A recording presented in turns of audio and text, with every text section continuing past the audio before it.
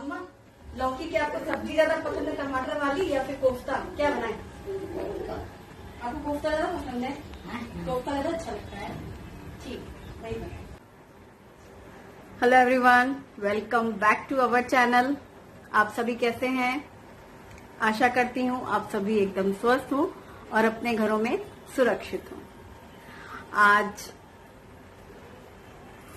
Friday है और मैं रात के खाने की तैयारी करने वाली हूँ।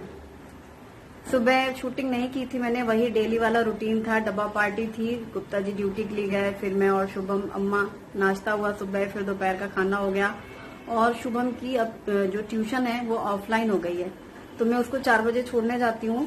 तो उसके बाद उसके पापा जब ड्यूटी से लौटते हैं 5:30 के करीब, 5:45 तक, वो उसे पिक करके घर ले आते हैं। तो शुभम आ चुका है, उनके पापा नीचे से ही उसको छोड़ करके चले गए हैं, कुछ काम है तो वो फिर बाहर निकल गए। बस उसको घर में छोड़ दिया और शुभम पापा का बैग और अपना बैग लेके ऊपर आ गया। अब शुभम आ गया है, थोड़ी बहुत जो मुझे हेल्प चाहिए होगी तो शुभम मेरी हेल्प कर देगा शूटिंग के टाइम पे। और रात के खाने में क्या बनाया जाए? कल कद्दू का यूज हुआ था, अब आज लौकी की बारी है। लौकी सबसे लास्ट में उठाई जाती है क्योंकि पहले जितनी हरी सब्जियों का है उनका काम तमाम, फिर वो जो कद्दू कटा हुआ है उसका यूज हुआ, और अब लौकी। लौकी से क्या बनाऊं, सब्जी या फिर कोफ्ते? तो पूछा था मैंने घर में, तो सब कोफ्ते के लिए कहने लगे, तो मैं कोफ्ते बनाऊंगी और कुछ मीठा भी बना लेंगे। चलो शुरू करती हूँ मैं रात के खाने की तैयारी। और जब मैं शुभम को ट्यूशन छोड़ने गई 4 बजे, तो वहां से आई 4:30 बजे, फिर चाय बनाई मैंने और अम्मा ने, चाय ली। और उसके बाद जो दोपहर के खाने के बर्तन रखे थे वो सब मैंने साफ कर लिए थे, चाय के बर्तन धुल लिए। क्योंकि मैं अब जब रात के खाने की तैयारी करती हूँ ना, तो मेरी मतलब आदत में है, मुझे पूरा दोपहर वाला साफ करना ही करना है। ये नहीं कि अब वो दोपहर वाला पड़ा है तो इकट्ठे रात के साथ करें, नहीं। तो इसलिए अब सब पूरा साफ सफाई के साथ है। अब मैं काम शुरू करूंगी। और आज सुबह भी मैंने दूध में 1 चम्मच दही डाल करके दही जमाई थी, जैसे मतलब डेली करती हूँ मैं, दिखा चुकी हूँ। तो सुबह आज ये दही लगाई थी और अभी देखो शाम तक जम गई है। सुबह वही करीब 9-10 बजे के करीब दूध में दही डाला था, जब वही नाश्ते का जो टर्न, नाश्ता वाश्ता हो गया था, भगोना खाली किया ना मैंने धुलने के लिए। ये भगोना साफ करके रख लिया कि दूध वाले भैया आएंगे तो दूध भगोना धुला रखा रहेगा। शाम को शुभम को दूध दिया, या थोड़ा सा दूध बचा तो उसको दूसरे बर्तन में पलट लिया, ऐसा करके रखती हूँ मैं। और शाम में मैंने ये काम किया। और अब लौकी ये साइज की है, इसे मैं पूरा ऊपर का सिर्फ एक थोड़ा सा टुकड़ा निकाल रही हूँ और नीचे का बिल्कुल पतला सा, बाकी पूरी लौकी छील करके कद्दूकस कर रही हूँ। और दूध अभी शाम को आ गया है। शुभम ट्यूशन से आया है, तो फिर अभी पापा तो आए नहीं है, पापा बाहर चले गए हैं काम से।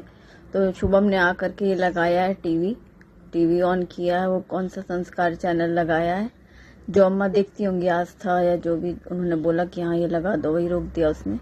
और ये मैंने लौकी पूरी कद्दूकस कर लिया है। और आधी लौकी तो हम यूज कर लेंगे खीर में और आधी का हम कोफ्ते बना लेंगे। अक्सर ही ऐसा करती हूँ मैं, कोफ्ते या और आधे में चाय रायता बना लेती हूँ।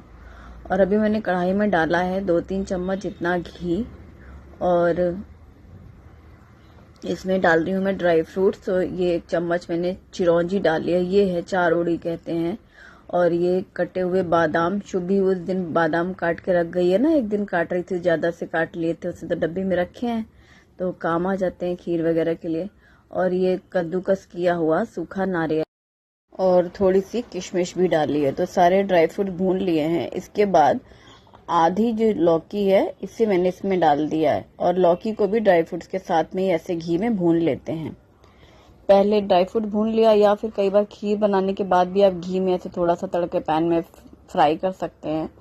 और अब मैंने डाला है दूध, जब लौकी हल्की सी ऐसे पक सी जाती है ना, फिर दूध डाल दिया है। 1 लीटर दूध मैंने यहाँ खीर में डाल दिया है, और बाकी 1 लीटर पैकेट मैंने वहाँ उबालने रखा है। और थोड़ा सा पहले भगोने का भी फ्रिज में रखा था, वो दूध मैंने डाल दिया है। और अब बेसन डाला है कद्दूकस की हुई लौकी में, और नमक डाल रही हूँ स्वाद के अनुसार। नमक थोड़ा संभाल के डालें, जैसे ग्रेवी में भी रहता है और फिर कोफ्ते में हो जाता है, तो इसलिए। हल्दी पाउडर थोड़ा सा, अजवाइन और थोड़ा सा लाल मिर्ची, अब सबको डाल करके मिक्स कर लेते हैं। पानी रहता है लौकी में ना, जैसे जैसे हम बेसन मिक्स करते हैं शुरू में लगेगा कि बहुत ड्राई है, लेकिन वो अपने आप ही नमक मिला होता है और बेसन जब मिक्स करते हैं ना वो गीला हो जाता है। और यहाँ पर खीर भी हिलाती जा रही हूँ मैं। खीर पकाते समय तो यही है कि बीच बीच में देखना रहता है। और कढ़ाई में तेल अच्छे से गर्म हो गया कि फिर यहाँ पर पकौड़े मैंने ड्रॉप कर दिए। और भगोने में वहाँ दूध उबालने रखा था तो वो बॉईल हुआ, तो यहाँ मैंने बंद कर दिया गैस। तो एक साथ दो काम इधर उधर देखते देखते, और यहाँ पर अलट पलट करके दोनों साइड से अच्छे से फ्राई कर लिए हैं मैंने कोफ्ते। और बस आज कोफ्ते किसी को खाने नहीं है शाम को, नहीं तो कई बार ऐसा होता है मैं ये सब पकौड़े वगैरह बनाती हूँ ना, तो थोड़े बहुत टेस्ट करने के लिए कहते हैं ये लोग। पेट भरा हुआ है तो इसलिए अभी नहीं खाना है किसी को, इसलिए मैंने मतलब उतने ही रखे हैं। फ्रेंड्स, आज मैं आपके साथ एक ऐप की जानकारी देना चाहती हूँ। इसके जरिए आप घर बैठे बहुत कुछ सीख सकते हैं। पंखुरी ऐप, इनकी टैगलाइन है women's community to know, glow and grow. मतलब जाने, शाइन करें और आगे बढ़ें। है ना कितनी इंस्पायरिंग। हम सब कितनी सारी चीजें जानना चाहते हैं, जैसे मेकअप के बारे में, होम रेमेडीज के बारे में, ब्यूटी है और बेकिंग।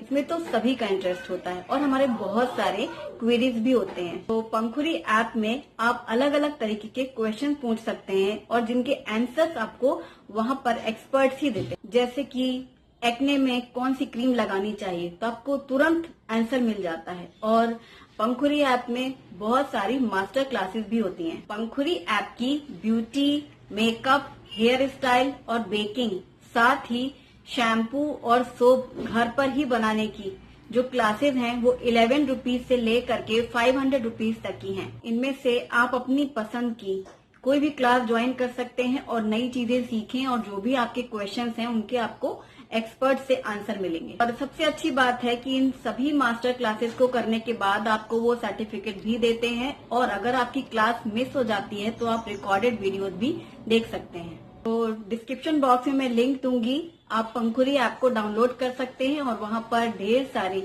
अपनी पसंद की क्लासेस ज्वाइन कर सकते हैं। और अब मैंने ग्राइंडर जार में डाला है लहसुन, अदरक, हरी मिर्ची और प्याज। तो इन सबको पीस लिया है और तेल गरम है। एक तेज पत्ता, 1 चम्मच जीरा डाला है और ये जो पीसा है मसाला प्याज वो पेस्ट डाल दिया है। इस पेस्ट को डाल करके भून लेंगे। प्याज, अदरक, लहसुन और हरी मिर्ची। खड़े मसाले भी डाल सकते हैं तड़के के टाइम पर। मैं मसाला पिसा हुआ डालूंगी जो कि घर का बना हुआ है, उसमें सारे मसाले, इसलिए मैंने एक्स्ट्रा खड़े मसाले नहीं डाले आज। और ये हल्दी पाउडर, धनिया पाउडर, लाल मिर्ची पाउडर और गरम मसाला, थोड़ा आधा चम्मच से भी कम गरम मसाला डाला है।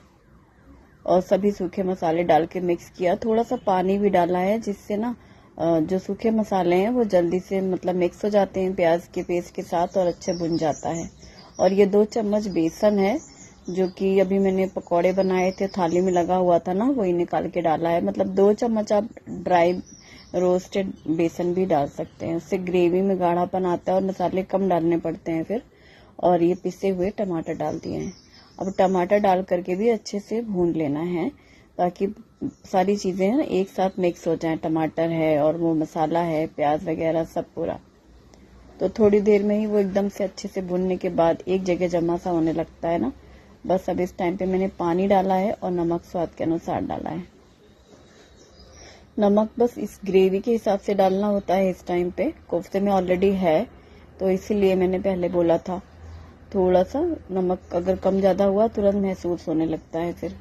और यहाँ खीर ऑलमोस्ट पक चुकी है। बस अब मैंने डाला है गुड़, जैगरी पाउडर। चीनी की जगह जैगरी पाउडर का यूज करना अच्छा है। मतलब टेस्ट में भी कोई बहुत आपको ऐसा नहीं लगेगा कि अजीब लग रहा हो, अच्छा लगता है, बल्कि आदत लग जाती है तो। और ये मैंने इलायची पाउडर डाला है जो कि मैं पीस के रखती हूँ डब्बी में। और गुड़ का कई बार पूछते हैं लोग कि दूध फट जाता है। मतलब जब आप ऐसा कर लो, अगर आप गुड़ डाल रहे हो तो ऑफ ही कर दो इंडक्शन या गैस जो भी, आंच बंद कर लो, काफी देर तक तो गर्म रहता ही है। फिर आप ऐसे बारीक करके गुड़ डाल सकते हैं, तो गुनगुने दूध में भी घुल जाता है गुड़, और फिर उसको पकाने की कोई दिक्कत ही नहीं है, मतलब कि फटने वाले इश्यू नहीं रहेंगे। और यहाँ सब्जी में उबाल आ रही थी तो मैंने डाले हैं कोफ्ते, और अच्छे से उबाल आ जाए बस। ग्रेवी पहले ही मसाला अच्छे से भून लिया तो फिर पकाने में ज्यादा टाइम नहीं लगता है। बस 1-2 उबाल आई कि बस आपको लगेगा कि हाँ अब पक चुका है। और खास बात होती है, कोफ्ते वगैरह पानी सोख कर लेते हैं तो फिर वो और गाढ़ी हो जाती ग्रेवी, इसलिए हल्की सी मतलब रस्सा रखें। और अब मैंने कटा हुआ हरा धनिया डाला है। कल मुझे किसी ने पूछा है, विलासा एक बात बताओ, तुम्हारा हरा धनिया हमेशा इतना ताजा क्यों रहता है? पता है, कुछ भी सब्जी आई, जैसे लौकी आई थी ना, तब भी साथ में धनिया आया था, सिंगल लौकी के साथ। इसके उस दिन कद्दू आया था और वो भिंडी आई थी, फिर धनिया आया था। धनिया हर बार की सब्जी में आता है, हर 2-3 दिन में, हर 2-3 दिन में, इसलिए वो ताजा ताजा बना रखा रहता है। और हरी मिर्ची, अदरक, ये ज्यादा वाले आते हैं, मतलब देखा होगा हमेशा धुले रखे हैं सामने ज्यादा से। नींबू, अदरक, हरी मिर्ची, टमाटर, ढेर सारे सब्जियां 2-3 आती हैं। अब बैंगन 2 आए थे, एक तो बन गया भरता, एक बेचारा रखा इंतजार कर रहा है, उसको सोच रहा है मेरी बारी कब आएगी, नहीं आएगी उसकी बारी लग रहा है। अब वही है, क्या बनाओ। तो अब सैटरडे संडे कुछ स्पेशल बनाने का रहेगा, फिर रह जाएगा वो। तो भरते की सिवाय सब्जी बनती है आलू बैंगन की, पूछूंगी कोई खाएगा तो बना लूंगी। और बस अब मैंने यहाँ पर रोटियां बनानी शुरू करी। और आज पता है क्या हुआ, थोड़ा सा काम उल्टा क्या, आज क्या हमेशा करती हूँ, अब बता रही हूँ। सुबह जैसे मैंने झाड़ू लगा के नहा लिया, फिर सुबह सब फटाफट से, आपने देखा है सुबह वाले रूटीन वही होता है, पूजा कर लो जल्दी से, चाय बना लो, नाश्ता कर दो, टिफिन पैक कर दो, हो गया। कई बार मैं ना बाद में पोछा लगा लेती थी कपड़े वपड़े फैलाने के बाद, क्योंकि पैर होते हैं, बालकनी से आए गए, तो आज मैंने उस टाइम नहीं किया था। शाम को जब मैंने चाय वाय पी है ना, आज जब बता रही हूँ, शुभम को छोड़ के आई, फिर चाय बनाया, चाय पिया, बर्तन धुले सिंक के, और फिर मैंने पोछा लगाया, और फिर काम। तो रात में भी मतलब इतना साफ सुथरा रहता है। अगर शाम में, कई बार गर्मी के दिनों में तो मैं अक्सर ही ऐसा करती हूँ, शाम में पोछा लग गया ना 4-5 बजे करीब, तो रात में तो साफ रहता ही। सुबह भी सो के उठो तो घर ऐसे लगता है जैसे अभी किसी ने साफ किया है, क्योंकि वो रात में गंदा नहीं होता, सब जाली वाली बंद हो जाती है। हवा से भी ऐसा गंदा होने का काम नहीं रहता, और रात में कोई मूवमेंट भी नहीं रहती है। तो मुझे ये बड़ा अच्छा लगा करता है काम। जैसे सैटरडे को कपड़े धुलना मुझे संडे को बहुत रिलैक्स लगता है, इसी तरह शाम को पोछा लगाने से ना दोनों फायदे होते हैं। आधे दिन बाद भी कोई आता है ना शाम के बाद, तो घर इतना साफ लग रहा है, मतलब साफ लगती है, और सुबह भी वो साफ रहता है, लगता है अभी तो सब साफ है, क्या करना है अभी कुछ करके, ऐसा वाला हो जाता है। और बस यहाँ खाना वाना बना के मैंने सब रख दिया, अभी भी कोई खाने को नहीं कह रहा था, इसलिए थाली नहीं परोसी। अब 8 बज गए, टाइम से यही होता है, उनको इंतजार है ना कि टीवी खुले, उनका तारक मेहता लगे, तब इनकी भूख जागती है। मतलब हमारे यहाँ सब, मतलब क्या कहें, तारक मेहता के दीवाने। अम्मा को नहीं पसंद तारक मेहता, नहीं देखी, और ये दोनों तारक मेहता वाले हैं। और कौन सा एक नया से अब टीवी में कोई शुरू हो गया है, वो उसका भी लगा लेते हैं। तो ऐसा है, 8 बज रहे हैं, तब मैंने अब थाली लगाई है इन लोगों की। और मुझे अभी इसलिए नहीं खाना, एक तो मुझे खाना बनाने के तुरंत बाद मतलब भूख भी नहीं लगती, और दूसरा ये कि अभी जब से शुभी गई है तो हमारा ऐसा ही है कि वो उस टाइम फोन करना चाहती है, इस समय मैं काम कर रही होती हूँ, तो मैं उससे कहती हूँ जैसे ही मेरा काम खत्म होगा तो मैं तुम्हें कॉल करती हूँ। तो फिर जैसे ही मेरा काम खत्म हो जाता है, इन लोग को मैंने खाना दिया, और जो बीच बीच में मांगा तो मैं सब खाना हुआ, हाथ धुला, अम्मा लेटने चली जाती हैं, इसीलिए मैं खाने के पहले ये बाय वाली क्लिप ले लेती हूँ। Bye bye. फ्रेंड्स, आपने पंखुड़ी ऐप डाउनलोड किया है? नहीं किया है तो जो मैंने डिस्क्रिप्शन बॉक्स में लिंक दी है उसे आप चेक कर लें और लिंक से ऐप डाउनलोड कर लें।